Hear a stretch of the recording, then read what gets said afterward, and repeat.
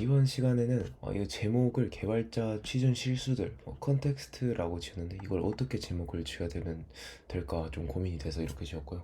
어, 그래서 오늘 제가 조금 얘기해 볼 내용은 그 성장과 지식 공부를 할 때 그 컨텍스트에 관해서 조금 설명, 그 범위를 관해서 컨텍스트보다 범위가 다르잖아요. 어, 이런 실수를 많이 해요. 이제 공부를 할 때 이런 분들이 좀 많으실 수도 있어요. 저도 그랬고 여러 가지를 신경 쓴다. 이게 뭔 말이냐면은 1번으로 예를 들어 내가 지금 만약에 대규모 시스템 설계 공부를 하고 있다고 해볼게요. 근데 이걸 공부를 하다가 이걸 공부를 하고 있어요. 왜? 왜? 딱히 목적은 없고 취준을 위해서 하고 있어요. 목적이 명확하지 않아요.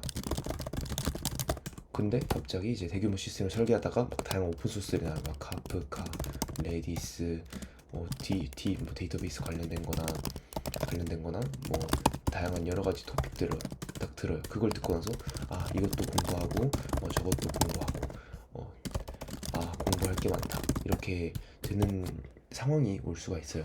와요. 제가 이렇게 공부를 하다가 다양한 토픽들을 보면은 이러한 토픽들도 공부를 해야 되네. 이런 것도 얼마나 공부해야 되지? 동작 원리, 사용법, 명령어 등등 다양한 전략들 이런 거 해야 되나?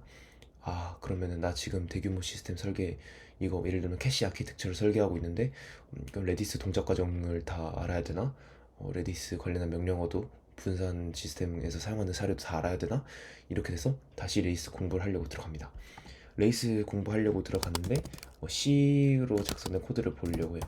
C로 작성된 코드를 보다가 메모리 최적화 관련된 걸 보고 메모리 관련한 걸 보고 또 레플리케이션 관련한 걸 보고 레플리케이션? 가십을 갑자기 보고 가십이 뭐지? 분산 어쩌고저쩌고 알고리즘 뭐 이런 게 뭐지? 합의 알고리즘이 뭐지? 이렇게 될 때가 많아요. 한마디로 지금 당장 해결해야 되는 문제가 없다 보니까 공부를 할 때 목표 의식이 뚜렷하지 않아서 이렇게 계속 이끌리게 되는 현상이 있어요. 그리고 이렇게 많게 되면은 공부를 하기 싫어집니다. 이게 바로 인지부화라는 거예요. 인지부화가 뭐냐면은 지금 내가 공부해야 할 양이 너무 방대할 때 어디서부터 시작해야 될까? 이거를 제대로 좀 알지 못해서 갈팡질팡하는 상황이 있을 수도 있어요. 회사에 들어가게 되면은 결국에는 이 팀에서 맡은 업무를 합니다. 그리고 발생한 문제가 있어요. 그 문제를 해결하기 위한 무언가가 1순위입니다. 그래서 이걸 해결하기 위한 지식을 얻기 위해서 다 예를 들어서 캐시 관련된 걸 얻기 위해서는 일단은 이런 데이터 웨어하우스 같은 것들은 제쳐주고 먼저 캐시에 관해서 좀 더 공부를 하고 당장 해결할 수 있는 방법을 먼저 찾고 적용을 한 다음에 원리 공부를 하겠죠. 그렇기 때문에 집중이 잘 됩니다. 그러나 저희는 취준을 하고 있고 명확한 목표가 존재하지 않고 넓은 컨텍스트 범위에서 이렇게 공부를 하게 되게 되면은 이렇게 너무 많은 것들을 신경 쓰다 보니까 공부를 제대로 효율적으로 못할 때가 있더라고요. 저도 그랬어요. 한마디로 목적이 뚜렷 결국 취업이라면은 문제 상황이 명확하지 않다면은 한마디로 목표가 좀 더 구체적이지 않으면 이런 문제가 발생하는 것 같아요. 그래서 이걸 해결하기 위해서 어떻게 해야 되냐? 이건 정답이 없는 것 같긴 한데 일단 목표를 두는 게 가장 좋겠죠. 근데 물론 이게 쉬운 게 아닙니다.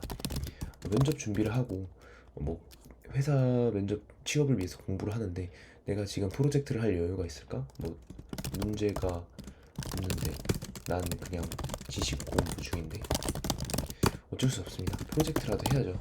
이런 식으로 목표를 두거나 아니면 굳이 프로젝트를 전부 개발하지 않더라도 일단 공부를 할 때 하나의 문제를 해결해야겠다라는 가정을 하고 오늘은 뭐 예를 들면 오늘은 캐시 아키텍처 꼭 설계해 볼 거다.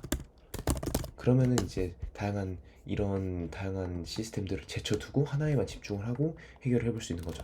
그러니까 원리보다는 추상적으로 어떻게 해결해야 하는지에 대한 틀을 먼저 잡자. 일단 한마디로 구현을 좀 둘째 치는 거예요. 예를 들어서 캐시를 둔다. 원격 캐시를 둔다. 클라이언트가 이렇게 DB로 가게. 근데 만약에 클라이언트가 요청해서 원격 캐시를 두고 DB를 한다. 근데 만약에 원격 캐시가 다운되거나 아니면 초기에 캐시가 두지 않아서 데이터베이스에 요청이 오는 현상을 캐시 스탬피드라고 하거든요. 이걸 해결하기 위해서 어떻게 될까?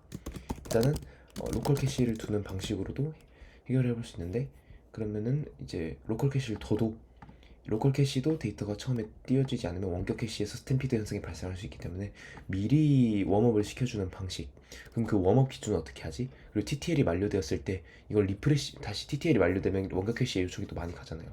그렇기 때문에 이걸 리프레시하는 전략, 뭐 이런 거 등등으로 이런 식으로 데이터 이런 설계를 해보면서 그 다음에 큰 틀을 다 짰잖아요. 해결을 했어요. 뭐 이런 식으로 구현을 해서 해결하겠다, 이런 기술을 하겠다. 그 다음에 구현을 더욱 생각해 보는 거예요. 어떤 솔루션으로? 뭐 예를 들면 로컬 캐시에 있는 데이터를 동기화하기 위한 가중치는 어떻게 구하지? 뭐 레디스 솔티드 셋을 통해서 스코어 정보를 저장해 두고 이 기준으로 리프레시 한다. 뭐 이런 식으로 뭐 구현을 해볼 수 있겠죠. 그거를 구현하는 건 직접 구현받고 챗GPT한테 부탁해 주는 겁니다. 그래서 결과적으로는 공부를 할 때도 하나의 문제 상황을 가정을 하고 그걸 해결하겠다는 것으로 공부를 하는 게 좋지, 무작정 BFS 방식으로 다 해버리면 이거는 물론 결과적으로는 이게 좋을 수도 있어요. 하지만 시간이 급하고 뭔가 하나의 컨텍스트에 집중하는 시간이 저는 좀 떨어진다고 봅니다. 저도 BFS 방식 공부를 정말 좋아하고 많이 합니다. CS 공부도 BFS 방식으로 했어요. 근데 요즘 들어서는 BFA 방식은 좀 초반에 좀 많이 해주셨으면 좋겠어요. CS 공부 같은 거. 네, 한마디로 너비 우선 탐색 방식으로 그 범위로 공부를 해주시면 좋겠지만, 일단은 좀 나중 가서는 DFS 방식으로 깊이 우선으로 공부를 해주시는 게 좋겠습니다. 이 문제를 해결하기 위해서 지금 당장 필요한 거, 그리고 그 필요한 거에 대한 학습, 그거를 하기 위해 전제에 대한 지식은 BFS로 이미 쌓아져 있다는 가정하로 DFS 방식으로 진화를 하시면 괜찮을 거라고 저는 생각합니다. 물론 처음부터 DFS를 해도 괜찮다고 생각이 들어요. 지금 당장 필요하고 이게 뭐지 할 때 하나하나 찾아보면서 이런 거구나, 이런 식으로 공부하는 방식이 저는 괜찮다고 봅니다. 네, 정리하면은 결과적으로 이 공부에 대한 범위를 너무 방대하게 잡아, 특히 개발이라는 분야가 그렇잖아요. 물론 다른 분야들도 그럴 수 있지만 방대하게 잡아서 어느 것부터 해야 되고, 이를 신경 쓰면 2도 해야 될 것 같고 3도 해야 될 것 같은 임시부하를 줄이기 위해 당장 오늘 공부할 범위를 잡는다. 문제 상황을 가정해본다. 이렇게 해서 공부를 해보면은 좀 더 효율적으로 생각도 고민도 오래 해볼 수 있어서 좋은 방법인 것 같다. 공유를 해보게 됐고 얘기를 해보게 되었습니다. 네, 다들 면접 준비 화이팅 하시길 바랍니다. 네, 감사합니다.